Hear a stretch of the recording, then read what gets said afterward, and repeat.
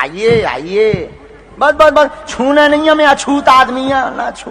छूना नहीं है, मैं अछूत आदमी है, ना छू। छूना नहीं है, मैं अछूत आदमी है, ना छू।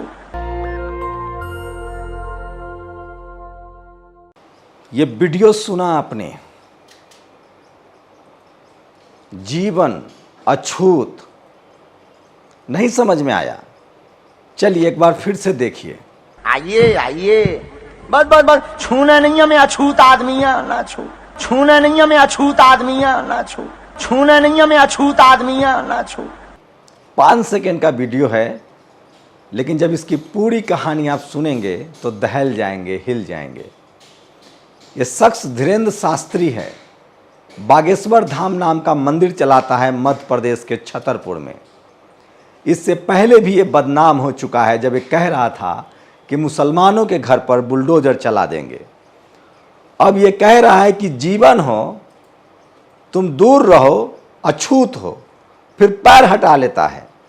इससे पहले भी इसकी एक तस्वीर वायरल हुई थी, कोई शेड्यूल कास्ट, ओबीसी ही होगा या आदिवासी होगा जो इसका पैर धो रहे थे। यह है धार्मिक कर्मकांड। इस देश में जब आप वर्ण व्यवस्था मानते हैं तो जो संविधान के हिसाब से एससी एसटी ओबीसी है वो वर्ण व्यवस्था के हिसाब से शूद्र और अछूत है। मैं किसी धर्म के खिलाफ नहीं बोल रहा हूं, जो व्यवस्था है उसकी बात बता रहा हूं। जो भी वर्ण व्यवस्था को मानेगा, जो भी ब्राह्मणवाद सनातन के पक्ष में है, उसको इस नियम को पालन करना पड़ेगा। अगर आप हिंदू धर्म, जिसको मैं ब्राह्मण धर्म कहता हूं, सनातन धर्म कहता हूं, अगर आप उसको मानते हैं, जो ये लोग सनातन कहते हैं, वैसे तो भारत में सनातन बुद्धिज़्म है। भारत में सबसे पहले बुद्ध हुए, 2500 साल पहले तो बुद्ध हुए, उससे पहले 25 बुद्ध थे। तो खैर आता रहता है, बीच में मुग़ल भी आए, इस्लाम भी फैला पूरी दुनिया में, क्रिश्चियन भी थे। सब जिसका राजा होगा वो अपने धर्म का प्रचार प्रसार करेगा। जैसे सम्राट अशोक था, उन्होंने अपने धर्म का प्रचार प्रसार किया था।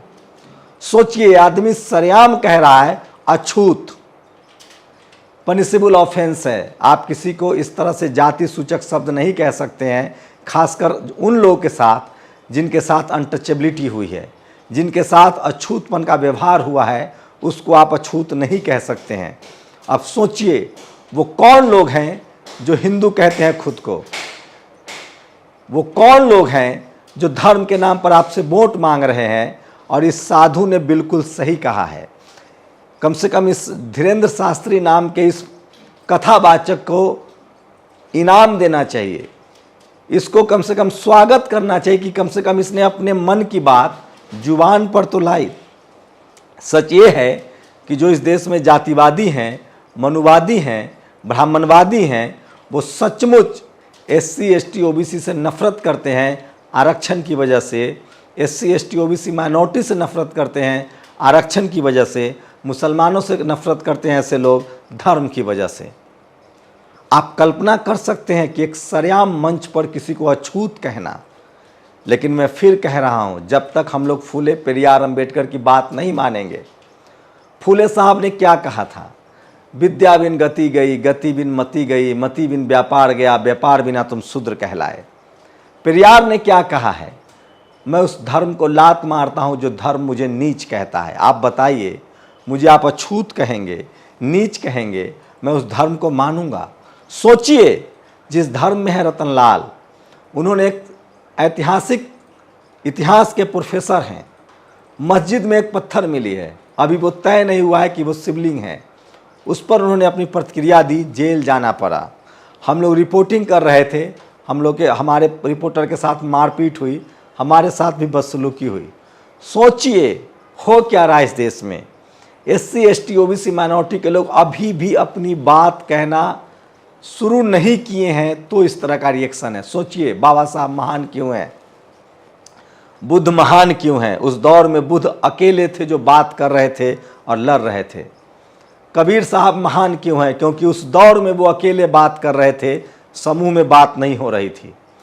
रविदास महाराज महान क्यों हैं? क्योंकि उस दौर में बात कर रहे थे, अकेले बात कर रहे थे, कोई बात नहीं कर रहा था। फूले, पेरियार, अंबेडकर, कांसीराम साहब, रामस्वरूप वर्मा, जगदेव प्रसाद, पेरियार ललई सिंह यादव, तमाम ऐसे महान लोग, अपने अपने दौर में अकेले बात करते रहे और उनकी लड़ाई चलती रही। संत गाडगे, संत साहू जी महाराज।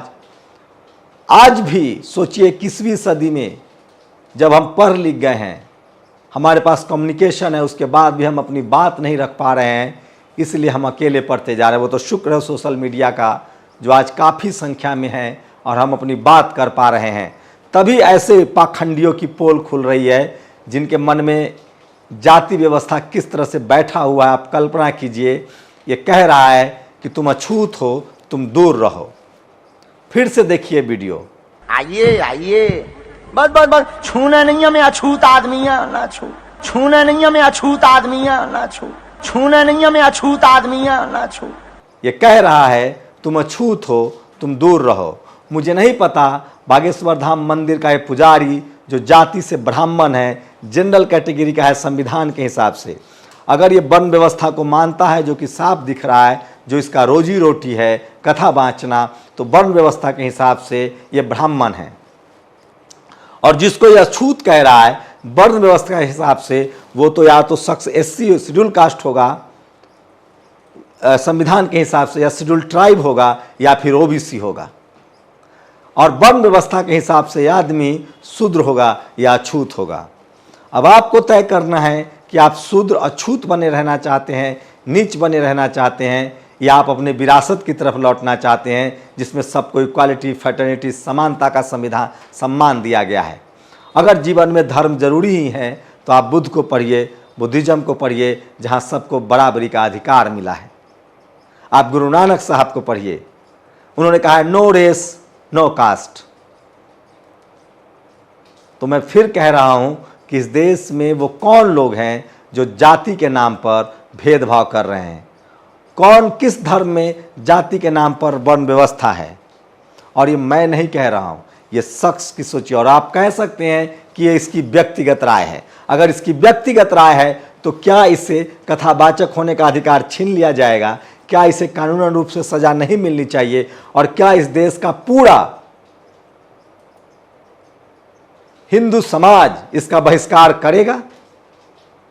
मुझे लगता है नहीं करेगा। मैं फिर कह रहा हूं, आज भी इस देश में जिसे आप हिंदू धर्म कहते हैं, जिसे मैं सनातन धर्म कहता हूं, जो ब्राह्मण कहते हैं, और जिसे मैं ब्राह्मण धर्म कहता हूं, उसमें तिजोरी की चाबी, दान पेटी की चाबी, पुजारी की शक्ति, मंदिर का ट्रस्ट, वो सब कुछ एक जाति विशेष के पास है। और अगर आप ये बात सवाल उठाएंगे तो आपको धर्म विरोधी कह दिया जाएगा। ऐसा नहीं है। ये जो बागेश्वर धाम मंदिर का जो ये कथावाचक है शास्त्री, ये ब्राह्मण समाज से है और ये अछूत कह रहा है। इसका आधार क्या है? इसका आधार है इसका धर्म ग्रंथ।